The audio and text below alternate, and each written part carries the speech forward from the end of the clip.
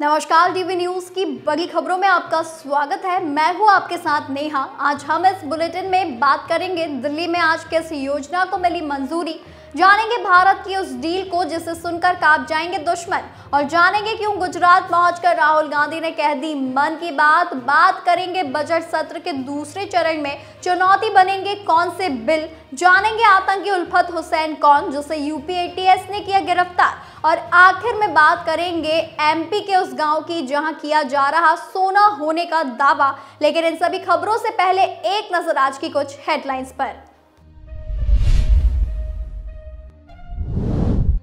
कांग्रेस महिला विंग की महासचिव मीर शाइस्ता जहरा सहित 25 से अधिक महिलाएं हुई बीजेपी में शामिल, कहा पार्टी में हो रही थी घुटन। राजस्थान के डीग जिले में बाइक और कुत्ते को बचाने के दौरान अनियंत्रित हुई कार, मौके पर 5 लोगों की हुई दर्दनाक मौत। राजस्थान के अलवर में 8 कुत्तों ने युवती पर किया हमला, सीसीटीवी में कैद हुई खौफनाक घटना। हिमाचल प्रदेश में एक गुमनाम शिकायत के बाद पूरे राज्य में रद्द हुई 12वीं की परीक्षा, पेपर लीक होने की आशंका। जम्मू कश्मीर के कठुआ जिले में शादी में शामिल होने निकले 3 नागरिक हुए लापता, आतंकी एंगल से जांच, सर्च ऑपरेशन तेज। बिहार के बेतिया में शादी में डीजे बजाने को लेकर हुआ विवाद, मारपीट में महिला घायल, ग्रामीणों ने किया थाने का घेराव। मध्य प्रदेश में धर्मांतरण करवाने वालों को होगी फांसी की सजा, मुख्यमंत्री मोहन यादव ने किया बड़ा ऐलान। महाराष्ट्र के ठाणे जिले में एक शख्स से 47 लाख रुपए की ठगी, शेयर ट्रेडिंग में निवेश के नाम पर ठगों ने ऐंठे रुपए। फाल्कन घोटाले में ईडी की बड़ी कार्रवाई, हैदराबाद में अमरदीप का 14 करोड़ में खरीदा गया जेट हुआ जब्त। रोहित शर्मा की कप्तानी में लगातार चौथा आईसीसी फाइनल खेलेगा भारत, 2 टाइटल गंवाए, अब 12 साल बाद चैंपियंस ट्रॉफी जिताने का एक और अनोखा मौका। वहीं नाना पाटेकर के खिलाफ यौन उत्पीड़न का केस हुआ बंद, तनुश्री दत्ता की याचिका की गई खारिज, एक्ट्रेस बोली एक्टर की टीम फैला रही फेक न्यूज। वहीं ये तो थी हेडलाइंस, अब चलिए बात करेंगे आज की बड़ी खबरों की। तो दिल्ली में महिला समृद्धि योजना लागू हो गई है। बता दें, बीजेपी के राष्ट्रीय अध्यक्ष जेपी नड्डा ने ये योजना लागू किए जाने का ऐलान किया है। इस साल के लिए 5100 करोड़ रुपए आवंटित किए गए हैं। बताते चले कि सूत्रों के मुताबिक इससे पहले दिल्ली सचिवालय में हुई कैबिनेट मीटिंग में महिला समृद्धि योजना को मंजूरी मिल चुकी है। जेपी नड्डा रजिस्ट्रेशन की तारीख का ऐलान कर सकते हैं। बीपीएल कार्ड धारक महिलाओं को इस योजना का लाभ मिलेगा। दिल्ली के जवाहरलाल नेहरू स्टेडियम में जनता को संबोधित करते हुए रेखा गुप्ता ने कहा, मैं 1993 से संगठन से जुड़ी हुई हूँ। नड्डा उन दिनों से हमारे अभिभावक हैं। मैं 3 बहनों और एक भाई के परिवार से हूँ। लड़कियों के लिए ये मुश्किल है। जब मैंने डीयू का चुनाव लड़ा तो मेरी माँ ने कहा कि चुनाव लड़कियों के लिए नहीं है, लेकिन पिताजी ने मुझे प्रेरित किया। आगे मुख्यमंत्री कहती हैं कि ये मेरी पार्टी है जिसने मेरा साथ दिया। मेरी पार्टी ने मुझे घर से ढूंढा और मुख्य धारा की राजनीति और समाज के लिए काम करने को कहा। उन्होंने आगे कहा कि 33% रिजर्वेशन देने वाली बातें बहुत लोग करते थे, लेकिन वो बिल लाते थे और वहीं फाड़ दिए जाते थे। जिस नेता ने इस बात को समझा कि देश की तरक्की केवल एक वर्ग से नहीं होने वाली, मोदी जिस एजेंडा को महिलाओं के सम्मान में देश में चला रहे हैं, उसी तरह हम दिल्ली में चला रहे हैं।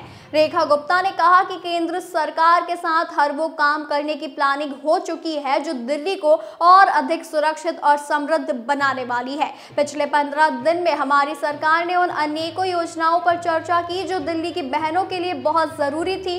पिंक पुलिस स्टेशन की संख्या बढ़ाने के लिए दिल्ली में भी काम किया जाएगा।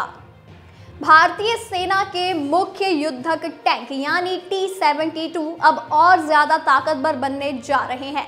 रक्षा मंत्रालय ने रूस की कंपनी रोसोवोरोएनएक्सपोर्ट के साथ $248 मिलियन का समझौता किया है। इस डील के तहत भारतीय सेना के मौजूदा T-72 टैंकों में 1000 हॉर्स पावर के नए इंजन लगाए जाएंगे, जिससे इनकी गति और मारक क्षमता में भारी इजाफा होगा। फिलहाल इन टैंकों में 780 HP के इंजन लगे हैं। इस सौदे के तहत रूस से चेन्नई के आवड़ी स्थित सरकारी बख्तरबंद वाहन निगम लिमिटेड को तकनीक हस्तांतरित की जाएगी। इसके जरिए इंजन को भारतीय स्तर पर इंटीग्रेट और लाइसेंस प्राप्त उत्पादन किया जाएगा, जिससे मेक इन इंडिया पहल को भी मजबूती मिलेगी।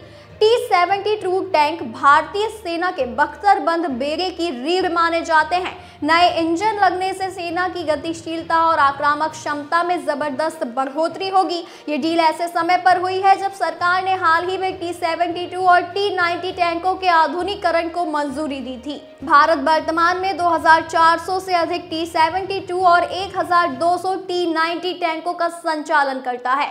रक्षा मंत्रालय के सूत्रों के अनुसार सरकार T-72 टैंकों का एशिया और अफ्रीकी बाजारों में निर्यात करने की योजना बना रही है, लेकिन निर्यात से पहले इन्हें अपग्रेड किया जाएगा। राजनीति कितनी भी कटु और चुनौतीपूर्ण हो, लेकिन कई बार नेताओं की जुबान पर सच्चाई आ ही जाती है। अब ताज़ा उदाहरण राहुल गांधी के एक बयान का है। वे अहमदाबाद पहुंचे थे और उन्होंने एक बात ऐसी बोली जिस पर चर्चा शुरू हो गई है। उन्होंने गुजरात में कांग्रेस की स्थिति पर खुलकर अपनी बात रखी है। उन्होंने स्वीकार किया कि बीते 30 वर्षों से कांग्रेस सत्ता से बाहर है और इसका कारण पार्टी की अपनी कमजोरियां हैं। उन्होंने कहा कि हर बार गुजरात में चुनावों की चर्चा होती है, साल 2007, 12, 17, 22 और 2027, लेकिन सवाल सिर्फ चुनाव जीतने का नहीं है। गुजरात की जनता हमें तभी सत्ता में लाएगी जब हम अपनी जिम्मेदारी सही से निभाएंगे। असल में लोकसभा में नेता प्रतिपक्ष और कांग्रेस सांसद राहुल गांधी ने शुक्रवार को अहमदाबाद में कांग्रेस कार्यकर्ताओं और नेताओं को आत्मविश्लेषण करने की नसीहत दी। उन्होंने कहा कि गुजरात आगे बढ़ना चाहता है, लेकिन वह फंसा हुआ महसूस करता है और मैं साफ कहूं तो गुजरात कांग्रेस भी उसे रास्ता नहीं दिखा पा रही है। मैं ये बिना किसी शर्म और डर के कह रहा हूं कि हमारी पार्टी के नेता, प्रदेश अध्यक्ष और खुद मैं भी गुजरात की जनता की उम्मीदों पर खरे नहीं उतरे हैं। राहुल गांधी ने अपने संबोधन में महात्मा गांधी का भी जिक्र किया और कहा कि कांग्रेस को आज़ादी दिलाने में गुजरात की अहम भूमिका थी। उन्होंने कहा कि जब कांग्रेस को ब्रिटिश हुकूमत का सामना करना पड़ा तब हमें नेतृत्व की तलाश थी। वह नेतृत्व हमें दक्षिण अफ्रीका से नहीं बल्कि गुजरात से मिला। गांधी जी ने हमें संघर्ष करने, सोचने और आगे बढ़ने की राह दिखाई। राहुल ने यह भी कहा कि अगर कांग्रेस को भविष्य में सत्ता में आना है तो उसे गुजरात से ही सीखना होगा। बजट सत्र का दूसरा चरण 10 मार्च यानी सोमवार से शुरू होकर 4 अप्रैल तक चलेगा। इस दौरान केंद्र सरकार कई महत्वपूर्ण विधेयक संसद में पेश करेगी। बजट सत्र के दूसरे चरण में सरकार का मुख्य उद्देश्य वित्त विधेयक 2025 को पारित करवाना है। इसके अलावा बजट सत्र के दूसरे हिस्से में सरकार कुल 3 दर्जन विधेयकों को पारित करवाना चाहती है। इनमें से 26 विधेयक राज्यसभा और 9 विधेयक लोकसभा में लंबित है। सरकार के एजेंडे में कई और महत्वपूर्ण बिल शामिल है जिसे वह संसद के बजट सत्र के दूसरे हिस्से में ही पास करवाना चाहेगी। इसमें महत्वपूर्ण है वित्त विधेयक। वित्त विधेयक केंद्रीय बजट का एक महत्वपूर्ण हिस्सा होता है जिसमें टैक्स और वित्तीय प्रस्ताव शामिल होते हैं। संसद की मंजूरी के बाद ही ये प्रावधान लागू होते हैं। आमतौर पर बजट सत्र के दूसरे चरण में वित्त विधेयक पर चर्चा होती है और उसे पारित किया जाता है। मोदी सरकार ने वर्तमान आयकर कानून को आसान और आम आदमी के समझने लायक बनाने के उद्देश्य से नया आयकर विधेयक पेश किया था।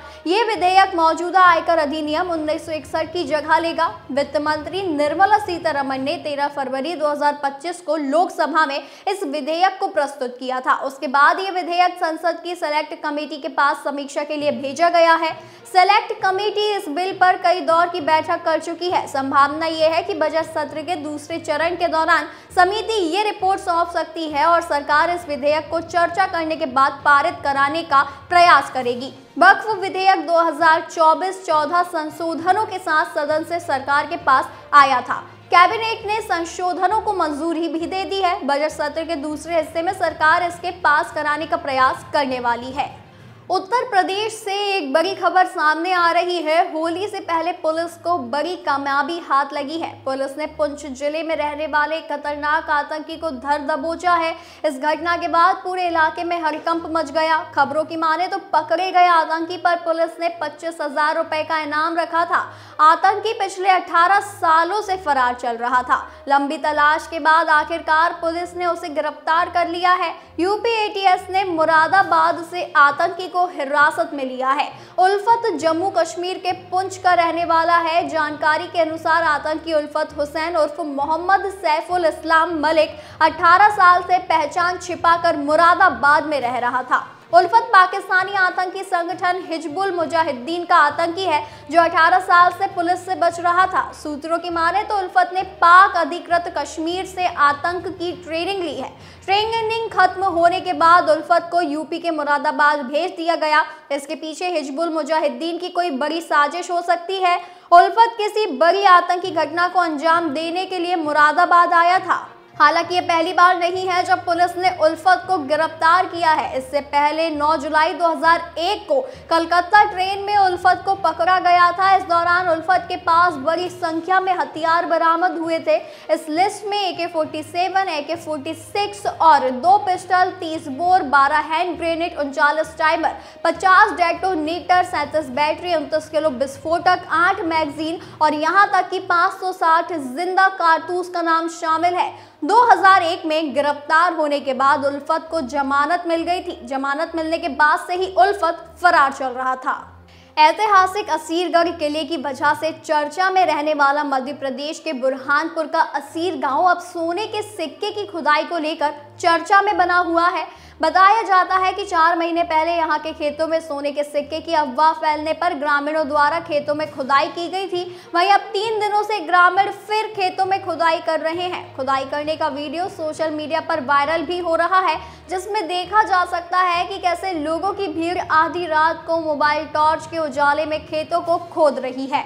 ग्रामीणों का दावा है कि यहाँ सोने के सिक्के मिल रहे हैं। वही वीडियो सामने आने पर गुरुवार दोपहर निम्बोला थाना पुलिस मौके पर पहुंची, जिसके बाद पुलिस ने कहा कि यहाँ लोग तो नहीं मिले, लेकिन हर तरफ खोदे गए गड्ढे जरूर नजर आए हैं। देश में असीरगढ़ किले का एक बड़ा इतिहास रहा है, लेकिन अब उसके आसपास के खेतों में ग्रामीण खजाने के लिए खुदाई कर रहे हैं। हालांकि 4 महीने पहले भी जब खुदाई की तस्वीरें और वीडियो सामने आए थे, तब प्रशासन ने खुदाई से इनकार किया था। वहीं एक बार फिर अफवाह के बाद यहां खुदाई के वीडियो सामने आए हैं। पुलिस इससे भी पुराने गड्ढे बता रही है, लेकिन जो वीडियो और तस्वीरें सामने आ रही हैं उसमें साफ है कि कुछ दिन में ही यहां खुदाई हुई है। बुरहानपुर जिले के असीरगढ़ निवासी ने बताया कि हारून सेठ का खेत है।